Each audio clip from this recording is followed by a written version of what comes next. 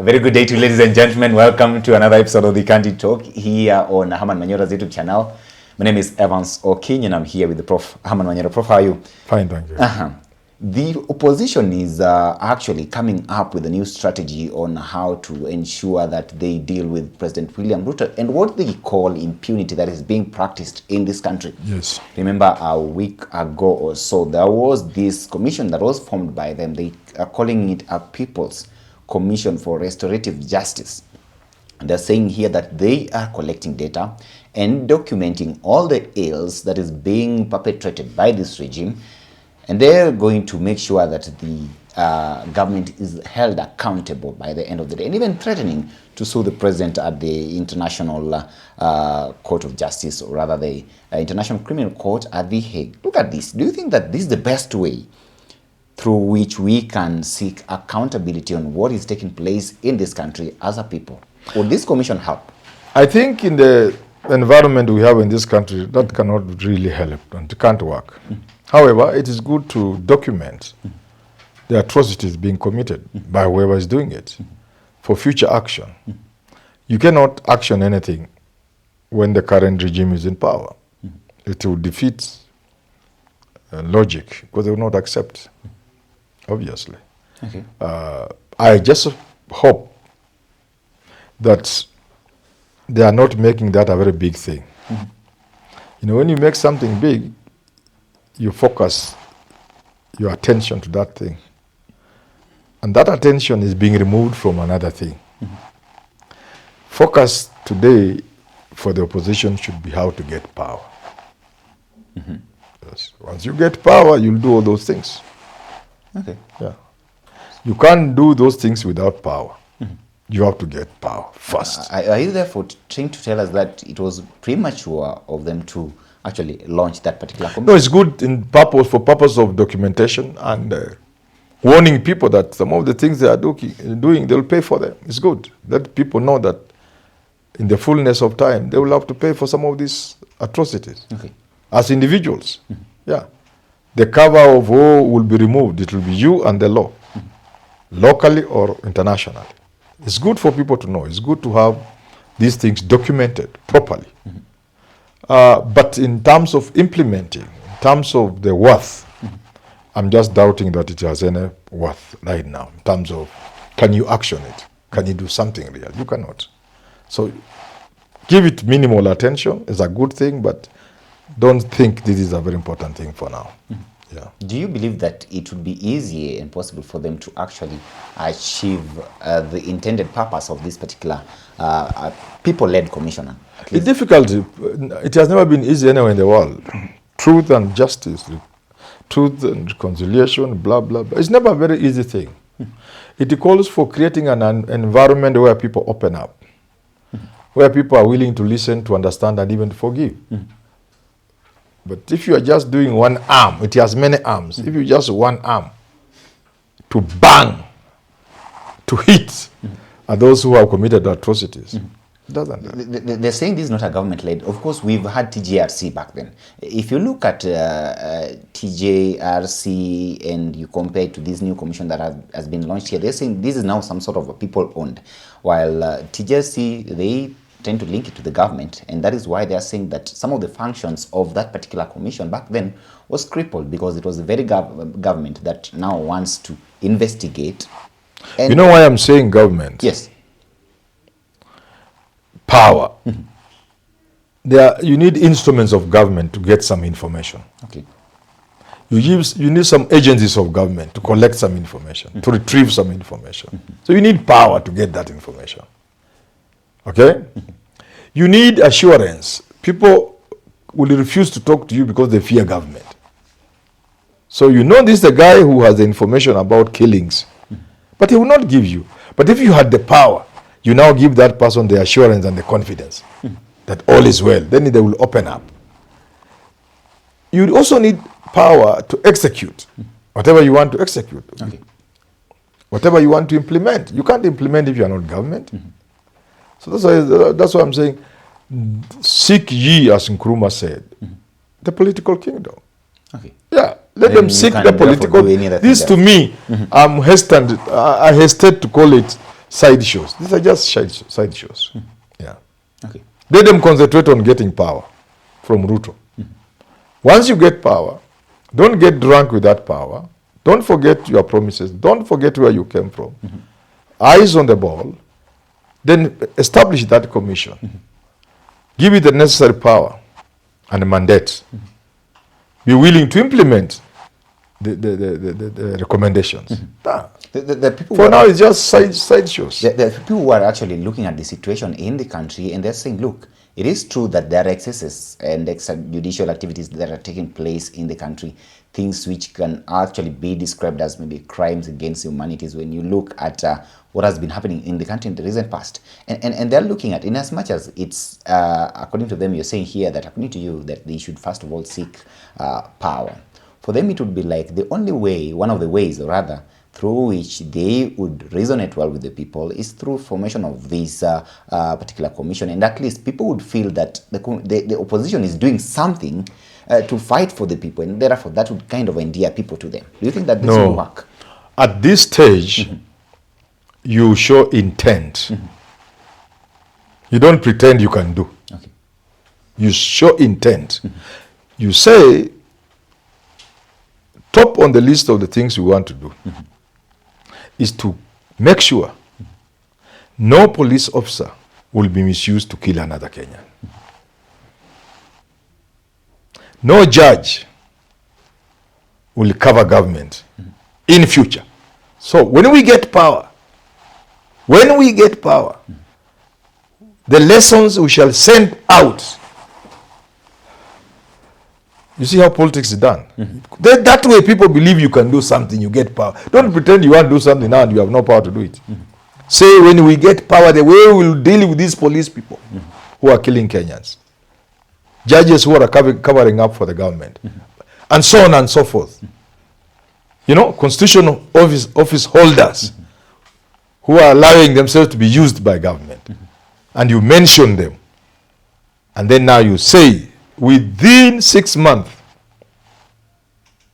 we shall have established a blue until we have brought this thing to book. And before 6 months are over, whatever it is, watu watakuwa nakula maharage committee. Okay. Tutaanza tu September tukichukua kazi. Christmas kuna watu watakula committee. That's how you talk in politics. Okay. But you know, that's nonsense. The environment is such that it can produce no results. Most of the information you will not get, first because you don't have the instruments. The instruments are with government. Secondly, people will not talk to you freely because they fear. You have to be the government to assure the people now they will give the information. You need to create a situation where you can even forgive. Bring the victims and the perpetrators together in under an arrangement where they can forgive each other. You know? Yes. Bring closure to certain things. You know? It's not something you can do when you are outside government. No. It's very difficult. Because what is required to be done is so heavy. Without the hand of government, you can't do it. Show intent. In politics, Trump just says, I'll drain the swamp in Washington. That's what you do. Let Kenyans know you know the problem of this country. And you have the willing, the will and the intention to do something about those problems. Okay. Yeah. At the same time, they've also threatened to have the president charged in the International Court, of course, for crimes against humanity. That is what they're calling, owing to the nature of events that have taken place here. That shows they are also weak. Why do you want to take somebody to ICC? You just try him here. The president, the moment another president is sworn in Kasarani or wherever that place will be, Ruto's immunity to prosecution ceases. Then why do you want to take him to ICC? You see, these people are not ready for government. Government is big and you have power when you are president.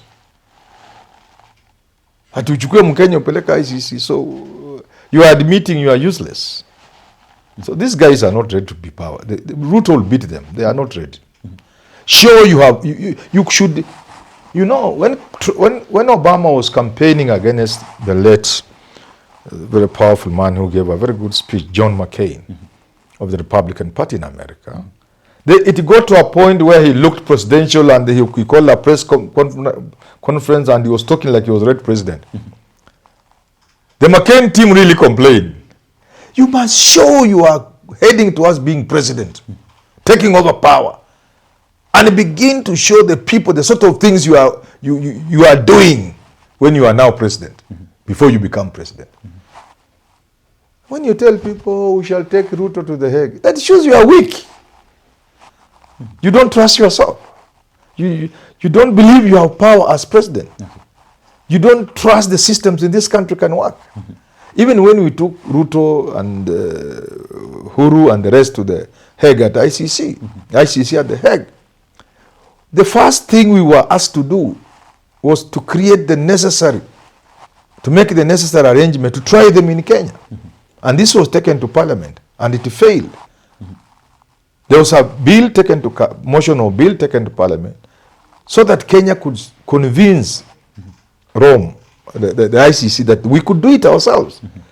That motion was defeated by people like Ruto saying, it will take at the ICC 900 years. I don't know how many years, 90 years or whatever. And he was castigating people like Raila.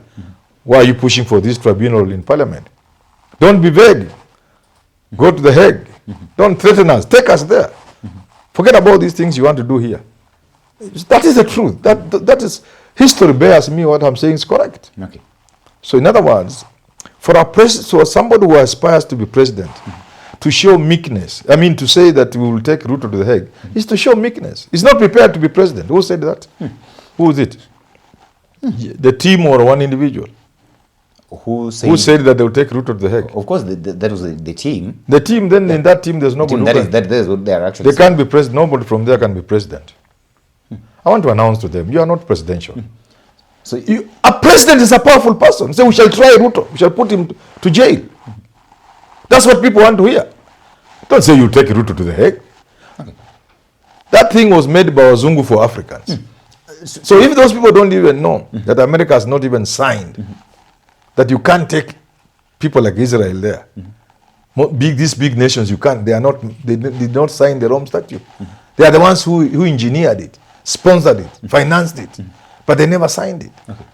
And any time they have somebody they protect, you can't take that person there. This thing is for third world countries and especially Africans. Okay. And you want to be president of an African country and you are saying you'll take a Kenyan to the Hague. It shows you are useless. But it also begs the question of, do we have the right internal mechanism to handle such kind of high profile cases involving a former president? Why not? Why not? Why not? Depends on how you do it. Okay. The environment must be right. It should not be seen as victimization or witch hunting or targeting a community. Okay. We must start somewhere. How will we ever test, how will we ever charge a president when we can't charge these common criminals? People who steal our monies. Why don't we first start by charging a governor and jailing him? Before we talk of, imagine we can do it to a president. So, but we must do something. We must show we have the capacity, the willingness, the intention to change this country. The knowledge that unless we stop theft of public property, this country will never go anywhere. And no better place to start. Talking of governance, than at to, least. Than to get these crooks, begin jailing them. So you say, under our administration, when we take over in 2027, yes, thieves, buccaneers, plunderers will be in a committee within the first 2 months, 3 months. Governors who have stolen public resources, we shall jail them. But again, as you do that, you must be a little politically wise.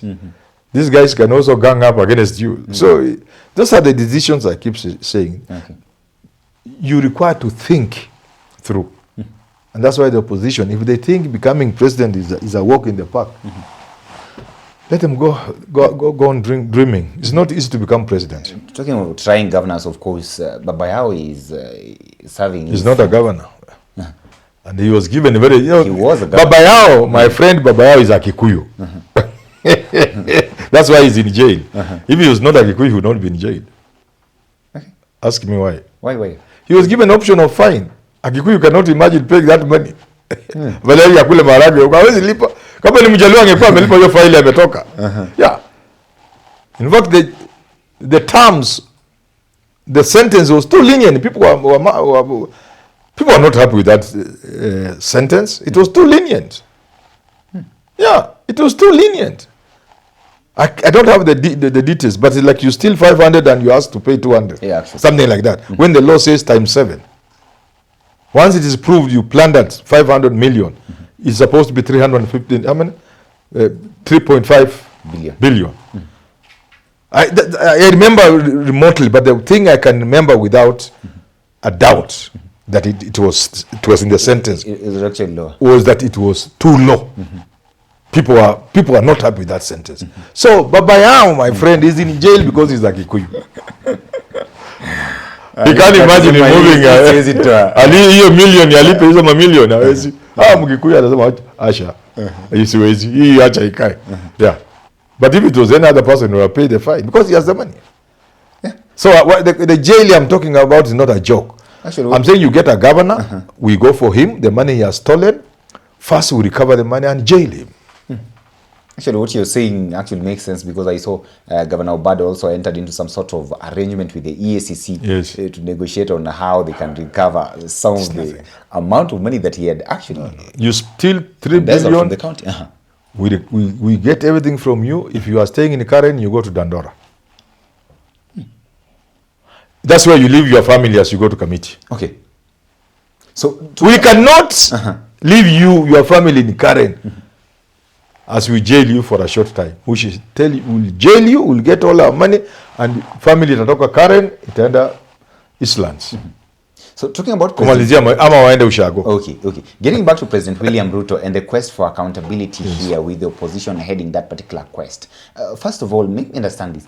To what extent is the president responsible for these atrocities that are committed against the people here? All the lives that we lost last year, the lives that have been lost this year, and all that. To what extent is he responsible? You see, the buck stops with the president. Ultimately, he's the one answerable. When bad things happen in the country, the president will be held to account. Because when you are elected president, or when you become president, we surrender our rights to you. And we give you all the power and all the instruments of power to ensure those things don't take place. So if they take place and you are not capable, so you are answerable. Yeah, because we've given you the power and all the instruments. We surrendered our rights and say, okay, all our power, shika, tawala inchi. We give you a ceremonial sword. Okay. Ceremonial sword. Yes. We tell you, shika hii, hupanga.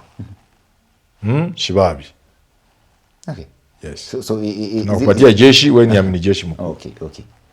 So to the extent that the buck stops with him, then he can actually be accused and be charged for all these things that are happening in the country. Yes. Do you think we can get to a position where we go the South African way, where we see a former president serving a prison sentence? Let me tell you.